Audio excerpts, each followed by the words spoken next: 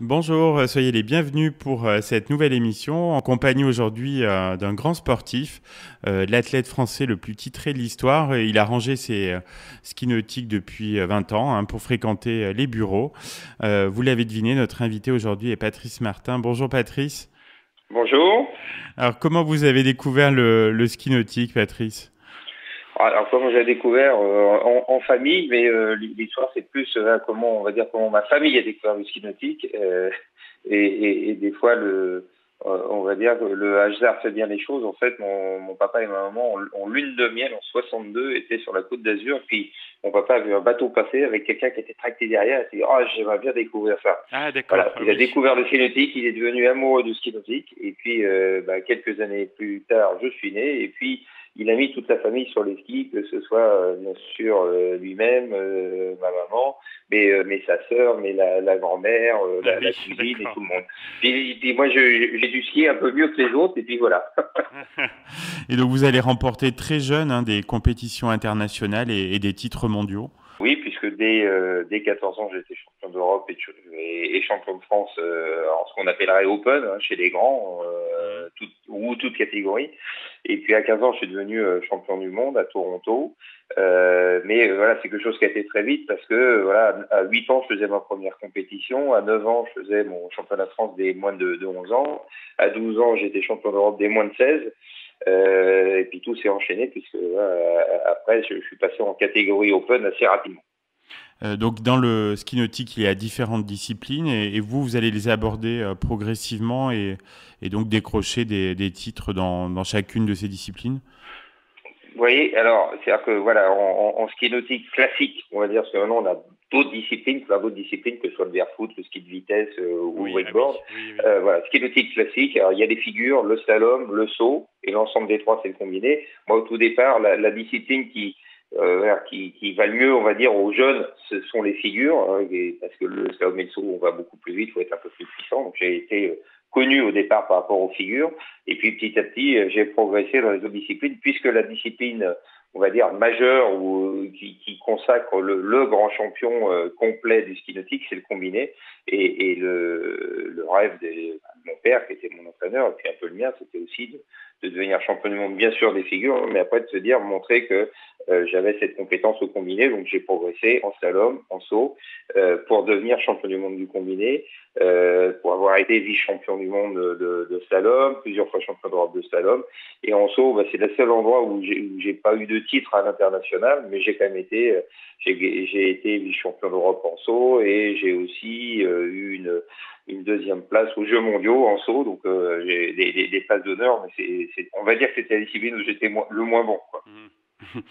Quand vous regardez dans le rétroviseur votre parcours, qui est, je le disais, l'un des plus beaux du sport français, vous vous dites quoi? Je me dis que j'ai eu la chance de rencontrer ma discipline. Alors, est-ce que j'aurais été bon au départ? Je sais pas. J'ai pratiqué d'autres sports, mais je me suis bien trouvé avec le ski nautique. Mais on s'est bien rencontrés. Ça m'a permis moi, de me construire en tant qu'athlète, en tant qu'homme, d'avoir un parcours avec des rencontres multiples, parce que je suis allé pratiquement dans le monde entier, avoir rencontré des gens tout à fait extraordinaires. Et c'est vrai que c'est une chance de pouvoir se construire et grandir avec toutes ces expériences. Il a manqué les Jeux Olympiques, c'est pas une petite frustration pour un sportif? Tout le monde dirait que c'est sûr que le Graal ultime ce sont les Jeux Olympiques. Maintenant, vous savez, on ne peut pas regretter de ne pas pouvoir avoir quelque chose qui ne nous est pas proposé. Oui, c'est ça, en fait, oui, oui. Voilà, le ski nautique a été aux Jeux en 72 en tant que sport de démonstration, mais on voit aussi qu'il y a une temporalité de tous les 4 ans et qui renforce ce côté un petit peu exceptionnel des Jeux. Mais on se rend compte qu'il y a finalement, depuis la rénovation des Jeux depuis 1896, sur tout ce temps, il y a seulement 4 sports qui ont été aux Jeux tout le temps.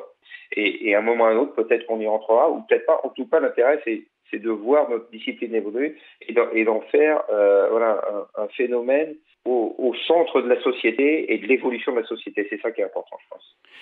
Comment vous abordez votre retraite sportive en 2001? Ouais, je m'étais toujours dit que à un moment ou à un autre, je ferai l'année de trop parce que quand vous êtes athlète et que vous êtes là pour gagner, vous vous rendez compte que vous avez fait une année de trop quand vous l'avez fait et c'est difficile d'arrêter avant. Et je me suis rendu compte avec l'évolution de ma carrière qu'à un moment ou à un autre, quelques blessures ont fait que je me diminuais un petit peu, que mes adversaires qui à cette époque étaient plus jeunes que moi, parce que quand j'ai commencé, j'avais des vieux adversaires, et puis à un moment ou à un autre avec la roue tourne, donc j'avais des adversaires beaucoup plus jeunes, et je voulais pas être battu par mon physique sur blessure ou sur limitation physique, parce que avec l'âge, avec la récupération, et donc j'ai choisi en 2001 en essayant de me poser toutes les questions. Au travers de ce que j'avais pu réaliser, le travail que j'avais fait, mon double projet que j'avais eu, parce que j'avais un métier, j'ai toujours travaillé en dehors du ski nautique, et je me suis dit à un moment ou à un autre, voilà, c'est peut-être le temps pour moi de passer la main et justement de faire autre chose, mais ça a pris 1 an et demi à 2 ans de préparation, au-delà du côté matériel, intellectuellement, psychologiquement, pour se dire je vais arrêter. Puis le jour où j'ai arrêté, je peux vous dire que c'est malgré tout, de toute façon, même si on s'y prépare, une fin brutale. Donc en parallèle de votre carrière de sportif, vous aviez aussi entamé une carrière au sein des instances de votre sport. C'était une évidence pour vous Oui, alors je ne sais pas si c'était forcément une évidence. C'est quelque chose qui s'est fait naturellement. Donc oui, je vais vous dire c'était une évidence, que c'était naturel. J'ai été élu assez tôt au sein du comité directeur de ma fédération. Dès 1985, j'avais 21 ans. Je me rappelle que les premières fois où je siégeais, à chaque fois on me disait, quand j'essayais de prendre la parole, on me disait occupe-toi de la compète, laisse-nous gérer la fédé. Et justement, j'avais beaucoup de frustration en disant mais voilà, je veux pas faire ce qu'ils font, mais je veux mettre au centre de l'ensemble des discussions le sport. Et donc, c'est vrai, le jour où j'ai arrêté ma carrière, ça a été aussi, presque une évidence de se dire, je vais continuer à m'engager différemment, et comme maintenant, puisque j'ai arrêté ma carrière, j'ai peut-être un peu plus de temps de m'engager complètement dans cette vie de dirigeant, à côté de ma vie professionnelle, parce que j'ai toujours un travail à côté qui n'est pas lié au sport et à la fédération, parce que ça c'est la partie bénévole. Puis donc je suis devenu président de la fédération, puis président de la fédération européenne, je suis au conseil d'administration du comité national olympique et sportif français, et puis je suis aussi au niveau du bureau mondial de ma fédération. Et voilà, c'est l'envie de s'engager, l'envie de s'investir, l'envie de partager. Et puis aussi, au-delà de ça, c'est de soutenir des causes qui nous sont chères. Alors, on peut pas soutenir énormément. Il y en a 3 que je suis depuis un certain temps, parce que ce sont des gens qui soutiennent ces causes et des associations pour aider des gens qui ont eu des accidents dans la vie. Alors, je vais les nommer les 3, c'est artistes et sportifs de cœur, c'est France Rhumatisme et Un maillot pour la vie. Patrice, il y a quelques semaines, vous avez été candidat malheureux à la présidence du Comité national olympique et sportif français. Un peu déçu. Comment vous expliquez cette défaite ? C'est vrai que le fait d'être candidat, je savais que ce serait difficile d'être élu, parce que c'est le CNOSF, que il y a l'olympisme est prégnant dans cette institution. Malgré tout, je me suis rendu compte que c'était une élection qui était très politique.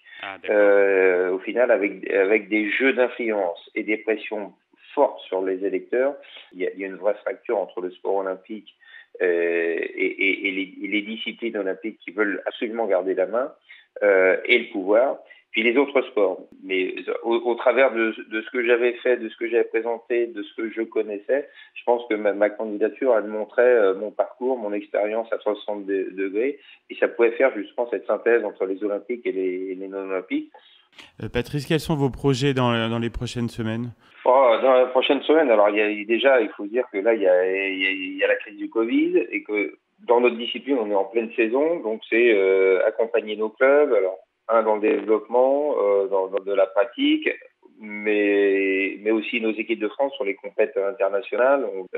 Mais c'est déjà de se positionner sur la rentrée du mois de septembre. C'est un moment dans le choix des disciplines sportives pour les jeunes.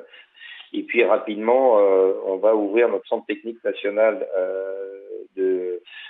à Paris, à Choisy-le-Roi, où nous avons le siège social et le centre de formation avec un téléski nautique, un wake park, parce que c'est la tendance, on appelle ça des wake parks, qui va ouvrir fin septembre avec ce tout nouveau téléski. Et c'est le nouveau modèle économique de la fédération qu'on a mis en avant, mais qui a pris 1 an et demi de retard avec la crise du Covid, qu'on veut amener et montrer cette capacité à être une fédération, mais être dans un système économique vivant et qui nous permette d'avoir des moyens complémentaires pour accompagner nos projets associatifs et liés au haut niveau dans les années à venir.